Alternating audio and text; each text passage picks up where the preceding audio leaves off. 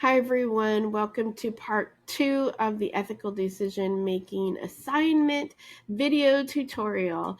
We've already started and we're into the help aid template, and I'm going to go over that now, but this is what our schedule was like. So if you want to go back to the very first one, if you've missed anything such as the assessment instructions, then go back to part 1 of this video tutorial. So let's go ahead and finish up the help aid template. This is it. We were on number 3. Okay, your previous response built a Christian ethical stance and provided a resolution for the case. How might this Christian resolution to the issue increase human value and dignity?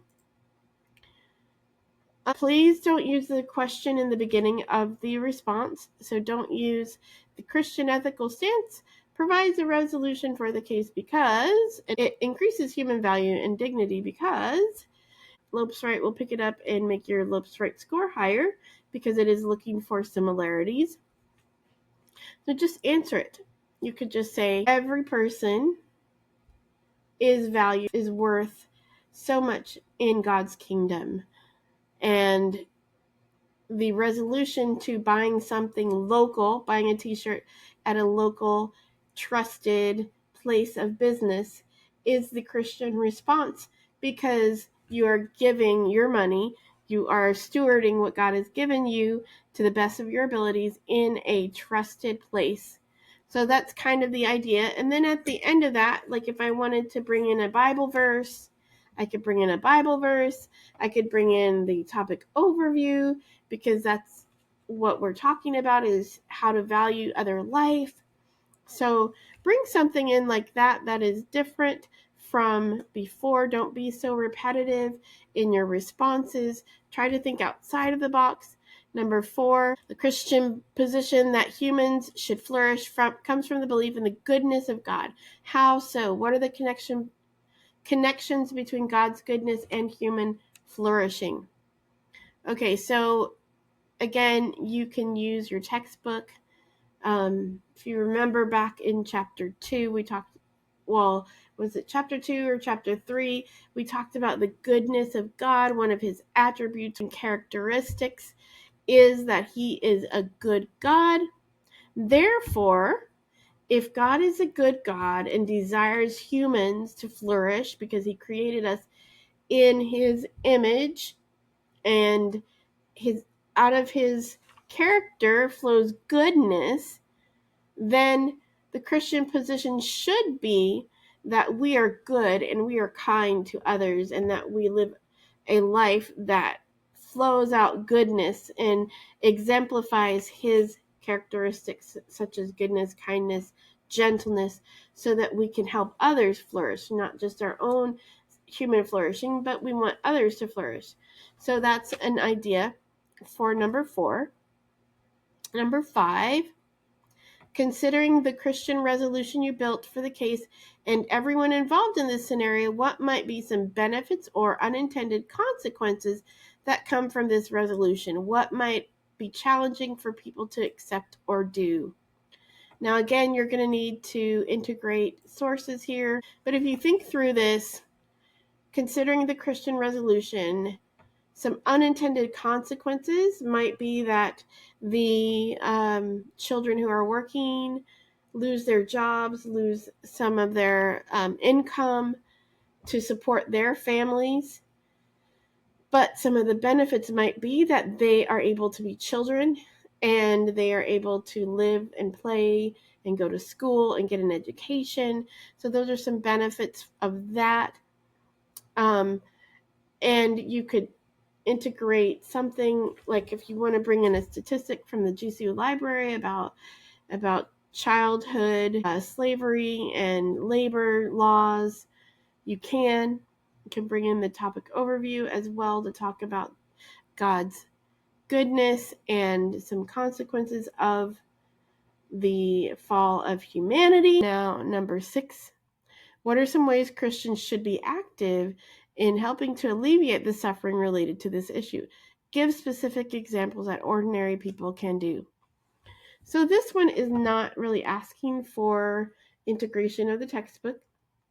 But you can give an example of ways to help alleviate that suffering. So if you think about it, if you give to a charitable organization, you can help other children. You can also buy at a reputable place, so these places of business don't keep flourishing and they don't keep using others for their bad, horrible work ethic.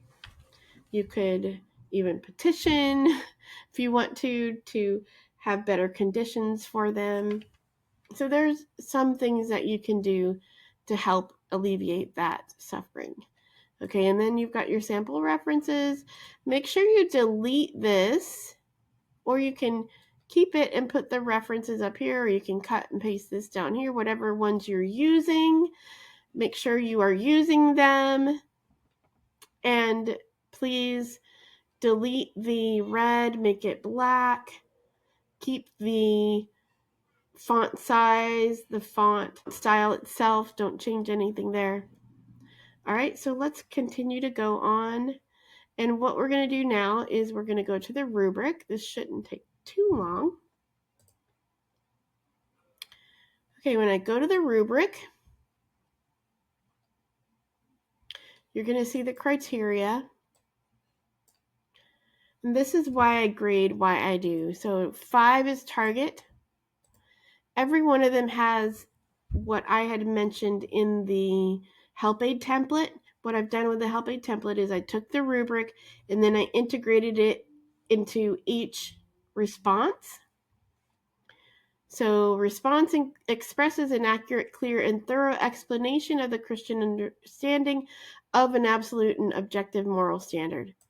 Okay, response includes supporting explanation utilizing the textbook or topic overview. If you've heard me say this once before, I'm going to say it again. How can I know that it is supporting explanation without an in-text citation? I can't. I can only assume, because this is the way that we're formatting our scholarly support and the Bible. And the topic overview and textbook is through these citations. Once you put in a citation, it tells me that you read it, that you're interacting with it, and then you connect it to your references. So we're not looking for formatting here. We are looking that you did that you at least tried to integrate it into your work.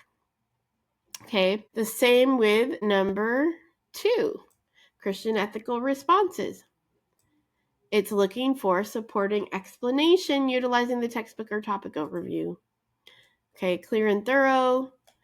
And it's not clear and thorough unless there are clear in-text citations in each response that you're giving. So you don't have to put it in the little header, but all the other ones you're going to need to put where you got your information from. The same with number 3. Look, it's the same with number 4. The same with number 5. And the same with number... Actually, it's not. Response includes supporting explanation, utilizes specific examples. It's not looking for utilizing the textbook or topic overview. This is why it's important to only stay with the course materials, the library, the Bible, and not go outside of that, because these instructions are very specific. So please make sure you are not using anything outside of our course material. If you have a question about something you want to use, let me know. Okay, now we're looking at mechanics, which should be dealt with through Lopes Wright.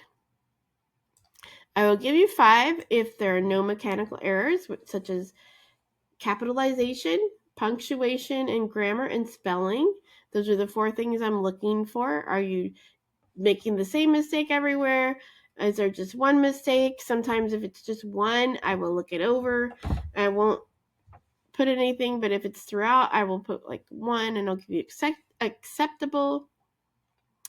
Format or documentation.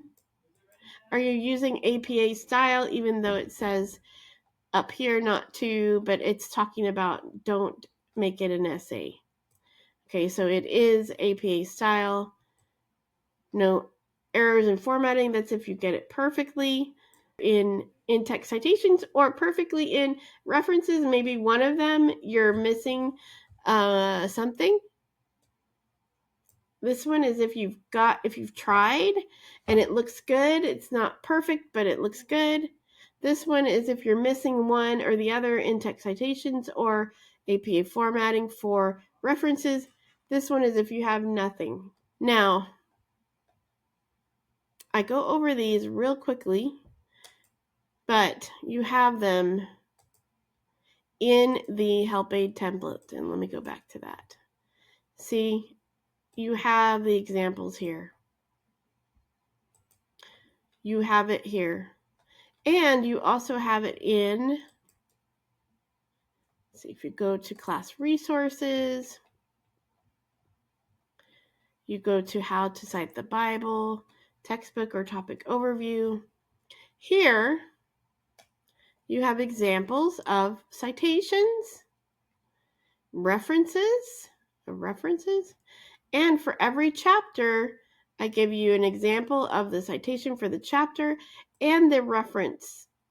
So you can just copy and paste this into your work, but make sure you're putting it in there correctly, and you're also changing the font and the formatting to match the rest of the assignment. All right? Okay, I think that's it. Let me go back here and see if I've missed anything. Okay, so we went over the assessment instructions. We went over the help aid template. We went over the rubric.